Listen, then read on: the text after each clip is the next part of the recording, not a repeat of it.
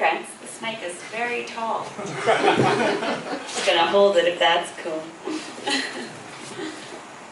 Alright. I'm gonna read you some poems about sex. Happy Pride, everybody. Woo! Thank you. Sedona. I tucked a flower behind my ear today, the way that you might. I felt its stem tickling my earlobe every time a cool breeze swept through the canyon. The desert sun lurked behind red rock walls, stones stacked like thin sheets of phyllo dough, caves punched in like eye sockets, their jagged peaks a royal dais. I am thinking of you. I am thinking of him. I am reeling at the strangeness of this moment. I've never been so aware of the vibrant hues of creekside flowers or the steady rush of water. The crisp edges of leaves. I want to walk every inch of this earth. I want to touch all of the trees, dip toes in its waters. I want to lose myself in blue sky. I want to lay under the stars and look at my skin in the moonlight. This might be my prime. I am learning to go slow, to savor, to appreciate all that is in me and around me. I am talking to the blossoms on my crepe myrtle tree. I am longing for your hands on my waist, your breath in my ear. I am drunk on your laughter, the warmth of your voice. I do not know what is next. I'm ready.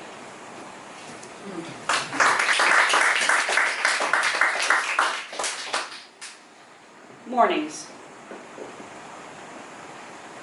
In the mornings, my body registers the weight of my sheets before my brain acknowledges the day.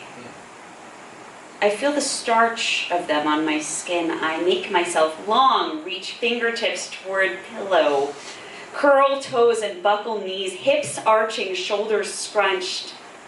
A breeze from the window slips through the tunnel between my neck and chin. Sheets off, I glance down at the pale, flat plane of my torso, little hairs like crushed black peppercorn sprinkled in rings around my nipples, and in a line below my belly button. I draw knees to chest, watch the folds of flesh between pelvis and sternum, layered like sand dunes rippling with each breath. I draw her shape in the place next to me.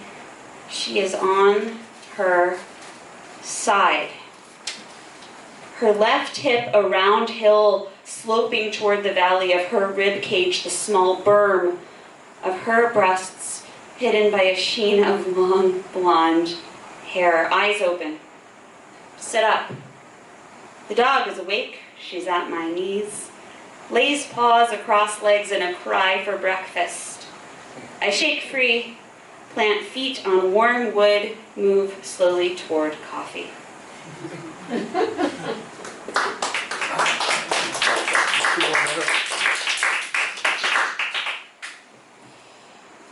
When the soft bump of my button nose grazes the crest between your eyelid and brow, when my toes strain against your calves and your teeth press so slightly onto my cheek, when your hands quietly arrive between my thighs and my breath escapes into your ear, we call our bodies to action.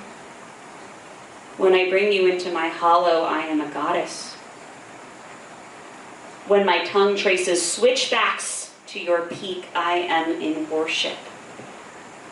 When our eyes lock in heated recognition, we are more than flesh. I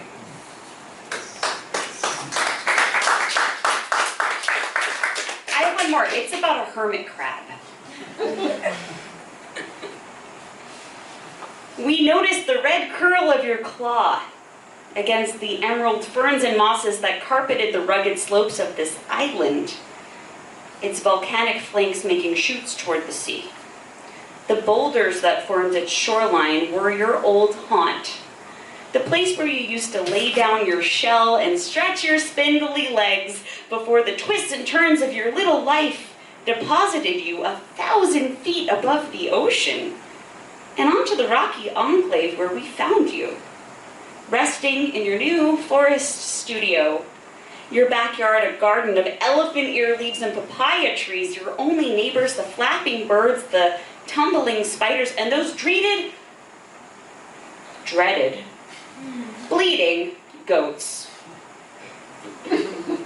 How lucky for you, hermit crab, to live in such an unperturbed place, your vast island paradise disrupted only by a few narrow roads and the occasional cluster of dusty cottages. A place with so few humans that it feels like a mirage, like a fable whispered in the quiet of morning, like a blown kiss that only a few can catch. Here, you are a little safer from plastic bottles, fishing nets, and oil spills, from leaf blowers and 18-wheelers and cigarette butts. Here you are a happy cog in the ancient machinery of planet Earth.